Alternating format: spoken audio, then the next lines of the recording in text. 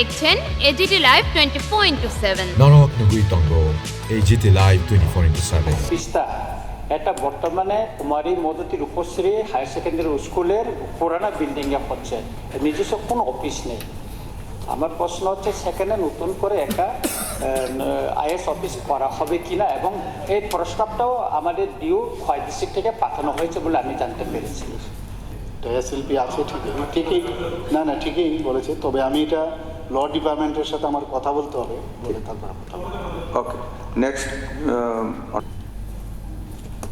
মাননীয় অধ্যক্ষ মহোদয়, এখানে সবার কাছে হয়তো বা বিষয়টা আছে এখানে যে যে বিদ্যালয়গুলো উচ্চতর মাধ্যমিক বিদ্যালয় অর্থাৎ 11 এবং 12 ওই সমস্ত দূরত্ব প্রায় 10-12 কিলোমিটার। তো এই কারণে এই দুটো বিদ্যালয়কে উচ্চতর মাধ্যমিক বিদ্যালয়ে উন্নতি করলে ওই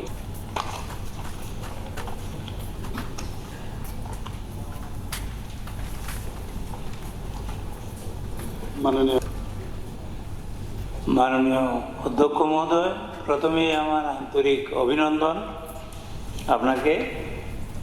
মাই কোশ্চেন নাম্বার কোশ্চেন নাম্বার 19।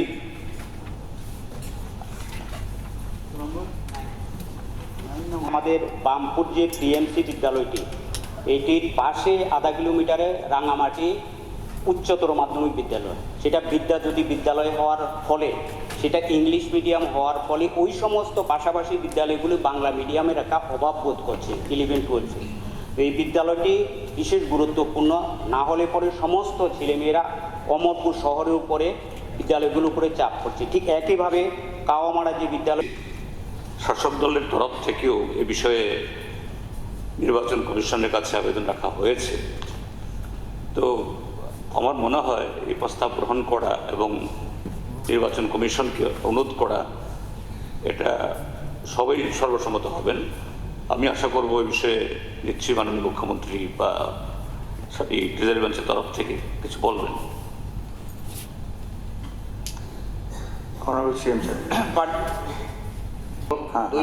হ্যাঁ, কারণ সবাই এখানে জ্ঞানী গুণী আছেন, আকারে ইঙ্গিতে মানে এই স্কুলটাকে কি করতে চান বলেন। পাইকোলা দ্বাদশ বিদ্যালয় স্কুলটি 12 উন্নীত হয়েছে, সায়েন্সও সেখানে আছে।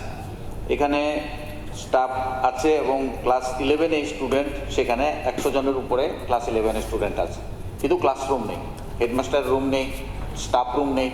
আমার প্রস্তাব হচ্ছে এখানে আরও 5টা রুম করা দরকার আর্জেন্টলি। এই বিষয়টাই আমার প্রস্তাব হিসাবে উত্থাপন করছি। সভা শেষ হওয়ার পরে আপনি একটা বিএসসি ডেকে নেবেন, সেখানে আমরা দুপুরে 5টার পরে ডেকে নিন।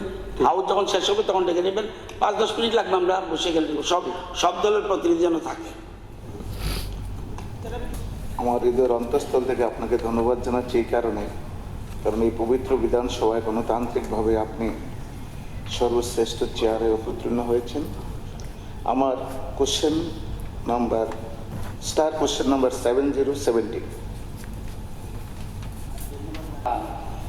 সবার সঙ্গে একমত আছি, কারণ 13 তারিখ শুধু হারি বুঝ না, ওই দিন গুড ফ্রাইডেও আছে গড়িয়া। সুতরাং বিষয়টা একটু আমাদের সর্বসম্মতিক্রমে পাঠাইলে ভালো হবে বলে আমরা মনে করি। আমরা এটাকে সম্পূর্ণ যদি পাঠানো হয় ডেট রিশিডিউলের জন্য, সেটাকে আমরা সমর্থন করব। ধন্যবাদ। এই কি বলছেন? 13 তারিখটা পরিবর্তনের জন্য আর কি, গুড ফ্রাইডে পিছানো 13 তারিখ পিছানো 13 তারিখ পিছানোর জন্য বলছেন। হ্যাঁ, 13 তারিখের পরে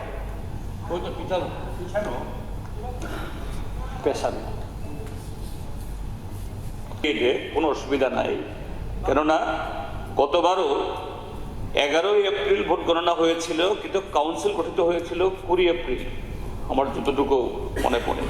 কাজে অনেক দিন লেগেছে। কাজে কাউন্সিল গঠন হওয়ার পর নির্বাচন কমিশনের কাছ থেকে সমস্ত সার্টিফিকেট নিয়ে যে পলিটিক্যাল পার্টি যারা ফর্ম করবেন তারা সঙ্গে সঙ্গে করে ফেলতে পারবেন। তা না হলে তো একটা কনস্টিটিউশনাল একটা হবে, মানে প্রবলেমে পড়বে। কাজে একদিন দুটোই এগিয়ে দিলে কোনো অসুবিধা নেই। আমার বলার কিছু নেই, ধন্যবাদ জানাবো ওনাকে। কিন্তু এই পবিত্র হাউসে যারা রেশন ডিলার যারা রয়েছেন, ওনাদের যে আবেদন সেটা হচ্ছে যখন ওনারা গোডাউন থেকে চাল নিতে যান তখন বস্তাভিত্তিক হিসাবে দেওয়া হয়, যেখানে অনেক সময় ওনাদের প্রতি বস্তাতে চাউল বা অন্যান্য যে দ্রব্যমূল্য নিত্য প্রয়োজনীয় সামগ্রীগুলো রয়েছে সেগুলো কম হয়, যার কারণে তারা যখন কাস্টমারদের বা সাধারণ জনগণদেরকে দিয়ে দেন, বিতরণ করেন, তখন কিন্তু ওরা কম্পিউটারাইজ মেশিন দিয়ে বা পাল্লা দিয়ে ওরা দিতে বাধ্য হন। এতে ওদের একটা ক্ষতি হওয়ার সম্ভাবনা থাকে। তার জন্য বিষয়টা খুব গুরুত্বপূর্ণ ছিল বলে আমি এনেছিলাম। থ্যাংক ইউ, ধন্যবাদ। তো আসে, আমি মাননীয় বিধায়ক মহোদয়কে আমি অনুরোধ করব, যখন এই ধরনের মেরামতি হোক, রাস্তাঘাটের বিষয় হোক, তো হওয়ার পরে দেখা আর করার সময় থাকা, তাহলে অনেকটা কিন্তু সুবিধা হয়। তবে আমি এতটুকু বলতে পারি, যদি অনুসন্ধান করতে গিয়ে রুই কাতলাও ধরা পড়ে, সেখানে কিন্তু ছাড় দেওয়া হবে না। তো ধন্যবাদ। Next question. লাগবে না। As per the constitution, that ADC will be run by a caretaker CEM, not by the administrator. It will be run by the present incumbent of the ADC, but as a caretaker, not through an administrator, because elections will already have been conducted. It will be awaiting the result. So till then, till the completion of the result and further thing, only it will be there for a caretaker CEM.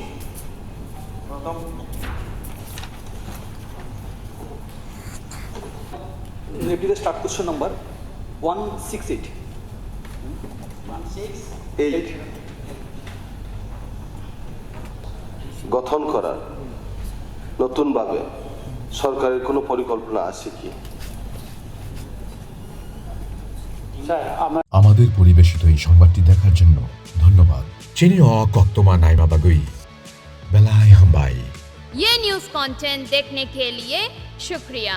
अगर आपका कोई सुझाव है तो हमें comment कीजिए, subscribe कीजिए AGT Live 24/7।